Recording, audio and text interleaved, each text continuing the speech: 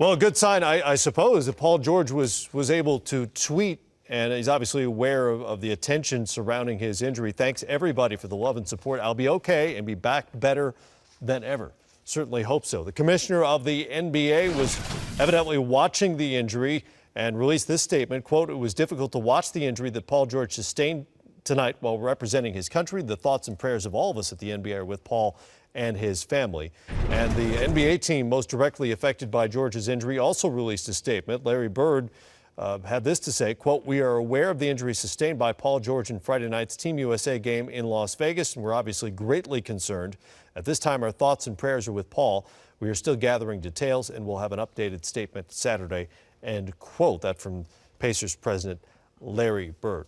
Lots of angles to get to on this. First, as a former player, what was your gut reaction the moment you saw this take place? You know, just a chill ran through me, Matt, watching that gruesome injury. Just prayers and feeling so bad for Paul George to have this type of injury, sustain this type of injury, and obviously playing for Team USA. And then you start to think about the ramifications for the Pacers and also the ramifications for Team USA. But first and foremost, prayers and a speedy recovery for Paul George. Well below the list of concerns beyond George's health and well-being, look ahead.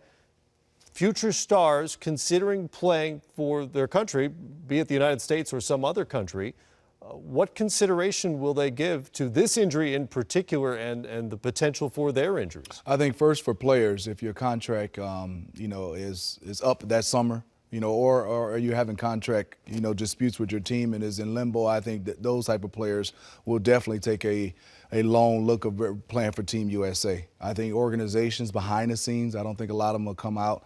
Maybe a couple of organizations. I know Mark Cuban's been very vocal about it. I think a lot of the organizations will be trying to talk to the agents, trying to talk to the players, and maybe discouraging some of those players from playing. I can speak for myself personally. If I had to do it all over again, I would definitely play for Team USA. It's just an honor to get a chance to play for your country, to win that gold medal. Because the reason why is, Matt, you can get hurt playing in pickup. You can get hurt walking down the street. But I think if a guy has a guaranteed contract, he can still choose to play for Team USA. And George does, by the way, a lucrative one that goes years into the future. More immediately for Team USA, there was a lot of talk about the absence of some high-profile bigs who bowed out relatively late in the game. Now there's an enormous void on the wing.